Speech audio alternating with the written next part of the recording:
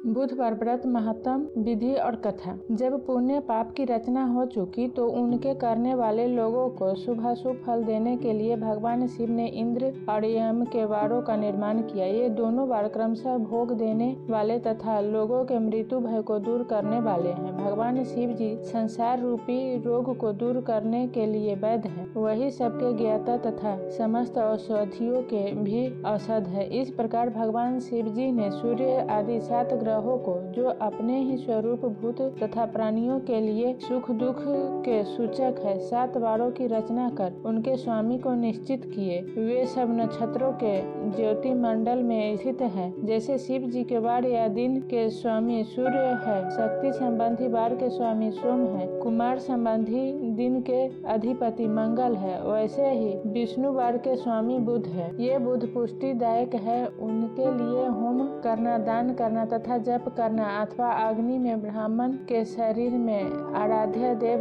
की भावना करके षोडोपचार से उनकी पूजा आराधना करना योग्य है। बुधवार को विद्वान पुरुष दधि युक्त अन्न से भगवान विष्णु का पूजन करे। ऐसा करने से सर्वदा पुत्र, मित्र और कलत्र आदि की पुष्टि होती है। इस व्रत को जो करता और इनकी कथा को सुनता है, उसके समस्त मनोरथ पूर्ण होते हैं। तो बुधवार की कथा अब इस तरह है। बहुत समय पहले की बात है कि रामू नामक एक व्यक्ति अपने ससुराल मेहमानी के लिए गया और मेहमान बनकर रहने लगा। जब इस प्रकार रहते हुए उसे बहुत दिन व्यतीत हो गए तो एक बुधवार के दिन उसने अपने ससुर से विदाई मांगी और कहा कि मैंने आपके यहाँ इतने दिन मेहमान के रूप में व्यतीत किए, अतः अब आप मुझे सपत्नी घर जाने की आज्ञा दे। उसके ससुर ने कहा, हम आज कैसे भेज दें? आज तो बुधवार है, आज तो विदाई नहीं हो सकती। हाँ, कल अवश्य कर देंगे। फिर तो ससुर की ऐसी बातों को सुनकर भी उसने न माना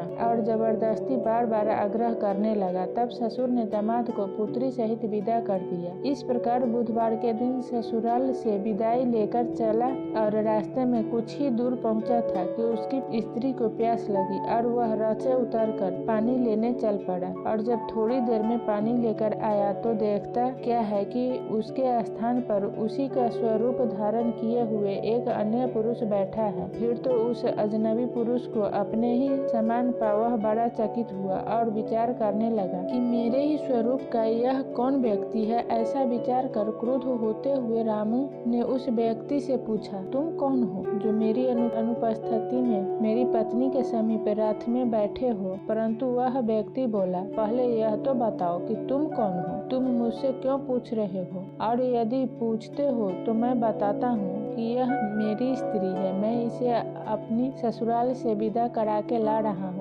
और रथ में बैठा हूँ। इस प्रकार उन दोनों में वाद विवाद होने लगा। इससे बहुत से आदमी एकत्र हो गए, परंतु कोई भी उन दोनों के झगड़े का निर्णय न कर सके और वह स्त्री भी 2 पुरुषों को एक ही स्वरूप तथा वस्त्रों वाला देखकर चकित रह गई तथा वह जान न सकी कि इसमें मेरा पति कौन है। इसी बीच राजा को इस झगड़े का समाचार मिला और उन्होंने अपने सिपाहियों को जांच के लिए भेजा। फिर तो राजा के सिपाहियों ने रामू को पकड़ लिया और राजा के पास ले चले। सिपाहियों द्वारा पकड़े जाने पर रामू अत्यंत दुखी हुआ और रोते हुए विलाप करने लगा कि भगवान, यह सब क्या है? कौन झूठ है, कौन सच है? ऐसा कहकर रामू रोने लगा तथा भगवान की दुहाई देने लगा। उसी समय आकाशवाणी हुई कि रामू नामक यह व्यक्ति जबरदस्ती से अपने ससुर का कहना न मानकर पत्नी को बुधवार के दिन लेकर चला, जिसका यह फल है। बुधवार को विदाई लेकर चलने के कारण ही इसे यह दुख प्राप्त हुआ है। ऐसा कहा आकाशवाणी चुप हो गई।